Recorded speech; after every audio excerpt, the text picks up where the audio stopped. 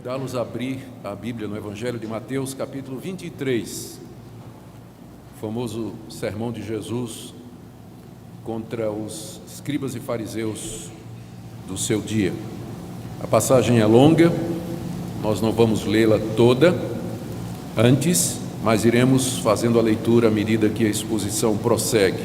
Por isso, tenha a sua Bíblia aberta para acompanhar a leitura e a exposição do texto. Queridos, o meu alvo nessa noite é falar a respeito da diferença que existe entre religião e cristianismo, entre religiosidade e a verdadeira prática espiritual. E para isso eu vou usar esse sermão de Jesus contra os religiosos da sua época, os fariseus e os escribas. Esse sermão aparece também em Lucas capítulo 11, um pouco resumido, o que mostra que Jesus, e num outro contexto, o que mostra que Jesus disse estas coisas várias vezes.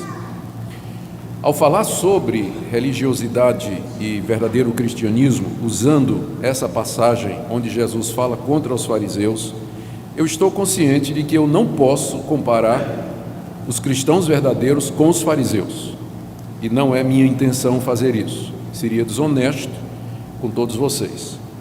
O que ocorre, porém, é que existem elementos da religiosidade dos fariseus que nós percebemos estar presentes também no meio dos evangélicos. Por isso, mesmo que a comparação esteja muito distante, porém há pontos que Jesus aqui menciona, quando ele critica os escribas e fariseus, que bem podem ser aplicados à nossa vida, pelo menos à guisa de exame e de referência.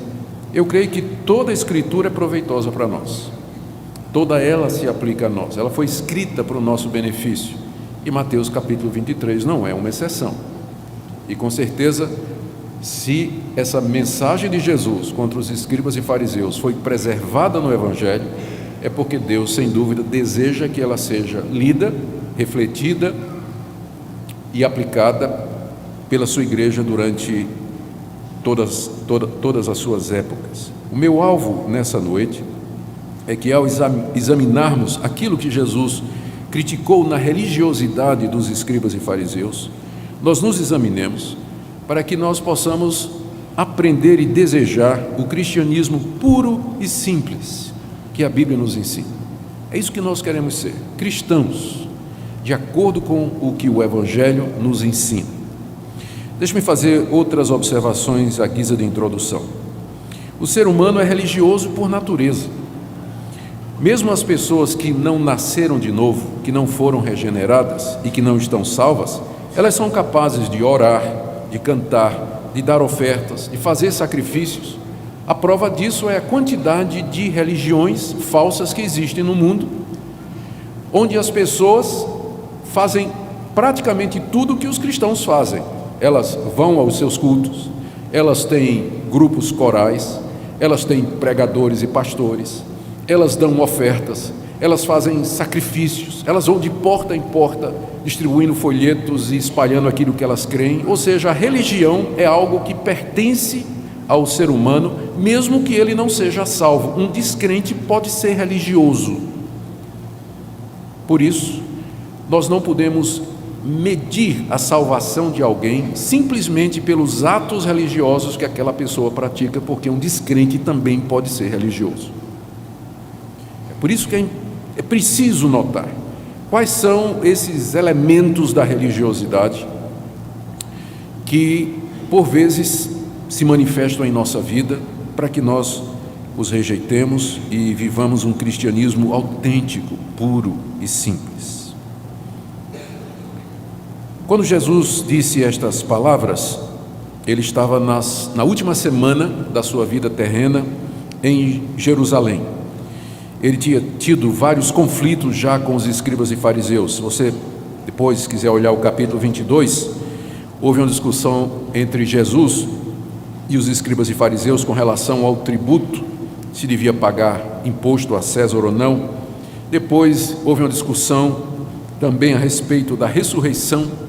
Depois uma discussão sobre o que era o grande mandamento. Depois uma discussão sobre quem era aquele Senhor que o rei Davi havia dito no Salmo: assenta-te, o Senhor, assenta-te à minha direita até que eu ponha os teus inimigos debaixo dos teus pés.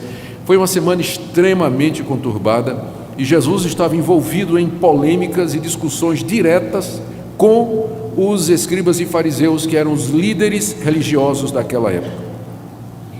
E agora, no final, como que cansado de ver tanta cegueira, de ver tanta religiosidade e de tantos conceitos errados, Jesus então pronuncia esse sermão, que é considerado um dos sermões mais duros que ele jamais pronunciou, e que está aí no capítulo 23. É preciso lembrar que nem todos os fariseus eram assim, como Jesus está dizendo aqui. Havia fariseus, por exemplo, como Nicodemos. Havia fariseus como José de Arimateia, que esperavam o reino de Deus, que eram sinceros, que eram verdadeiros, tementes a Deus, tinham a fé verdadeira. Mas a grande liderança do farisaísmo daquela época era composta de pessoas extremamente religiosas, mas que não conheciam a Deus. De qualquer forma, eles praticavam a sua religião pensando que estavam fazendo o que era certo diante de Deus. O que Jesus censurou neles? E ao respondermos esta pergunta, nós estaremos então dando alguns dos elementos da religiosidade que nós queremos evitar. A primeira coisa que Jesus censurou neles foi a hipocrisia. Capítulo 23, de 1 a 3. Então falou Jesus às multidões e aos seus discípulos: na cadeira de Moisés se assentaram os escribas e os fariseus. Fazei e guardai, pois, tudo quanto eles vos disserem, porém não os imiteis nas suas obras, porque dizem e não fazem. Havia de fato uma cadeira literal na sinagoga, que era chamada a cadeira de Moisés, onde o fariseu e o escriba se sentava para ensinar ao povo todos os ditames da lei. Eles sabiam de cor o discurso ortodoxo, a ponto de Jesus dizer: o problema com eles não é o ensino deles, eles são ortodoxos, eles estão doutrinariamente corretos, o problema é que eles dizem estas coisas, mas eles não praticam. Eles não praticam. E aqui você tem o primeiro elemento da religiosidade. Um religioso é alguém que se preocupa com a exatidão, a precisão doutrinária, que as coisas corram de acordo com as normas, mas ele, na verdade, não vive aquilo que ele prega, não vive aquilo que ele ensina. Segunda coisa que Jesus critica nos fariseus é que eles criaram normas e regras que Deus nunca mandou. Verso 4: atam fardos pesados e difíceis de carregar e os põem sobre os ombros dos homens, entretanto eles mesmos nem com o dedo querem movê-los.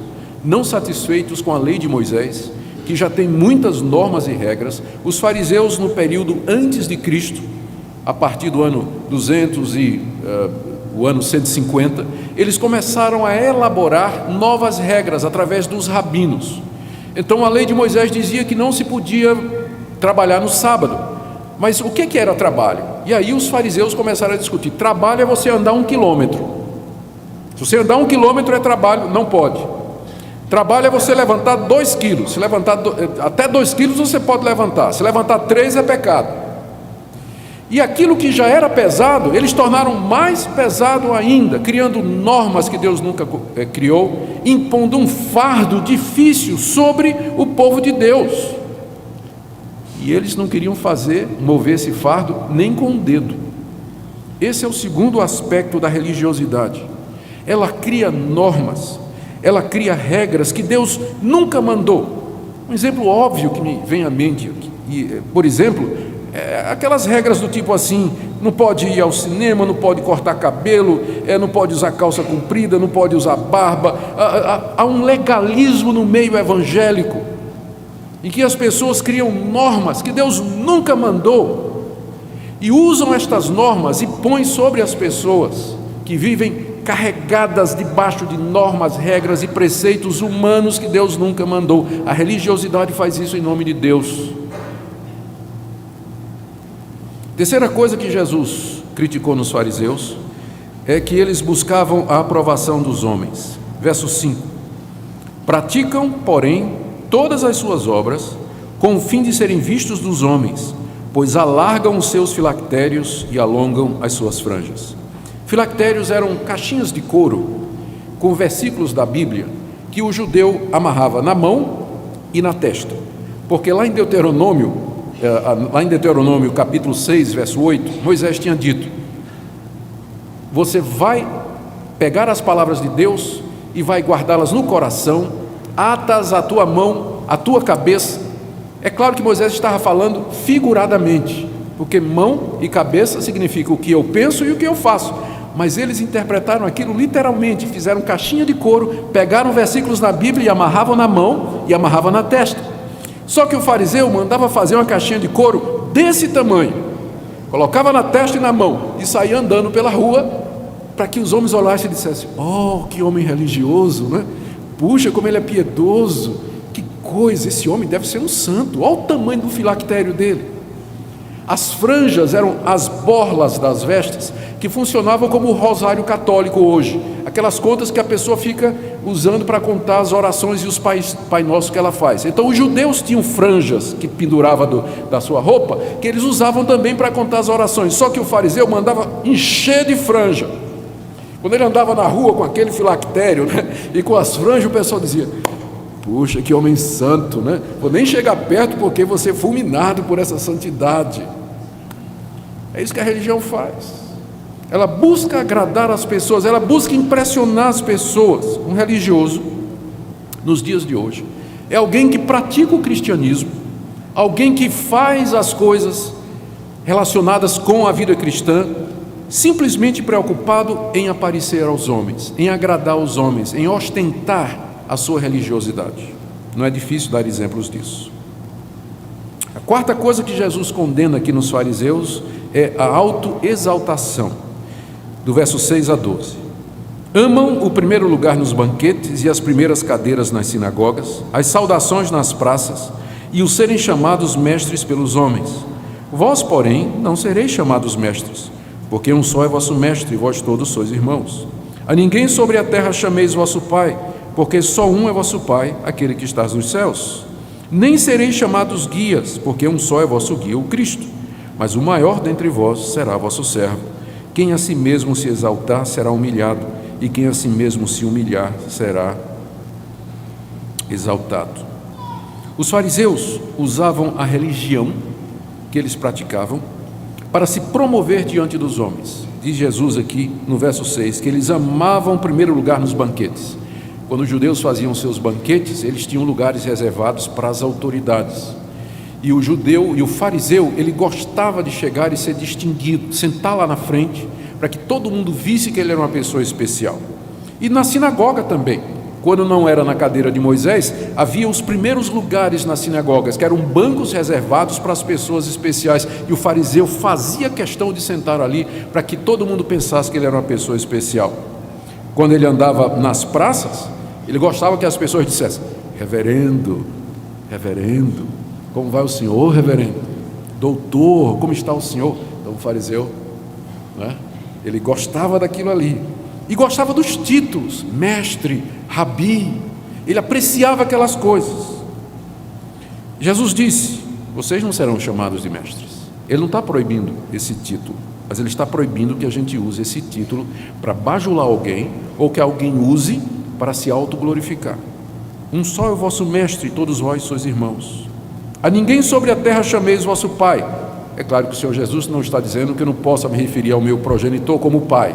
O que ele está dizendo é que você não faça de alguém o seu pai, que você não use esse título para bajular alguém, ou que alguém se diga assim: eu sou o pai dessa ideia, eu sou o pai dessa igreja, eu sou o mestre dessa igreja. Que ninguém use esses títulos com esse objetivo, porque só tem um pai, aquele que está nos céus. Da mesma forma, não sejam chamados de guias, porque um só é vosso guia, o Cristo. O maior dentre vós será vosso servo. Quer ser grande? Sirva. Você quer ser grande? O caminho do cristianismo é o serviço.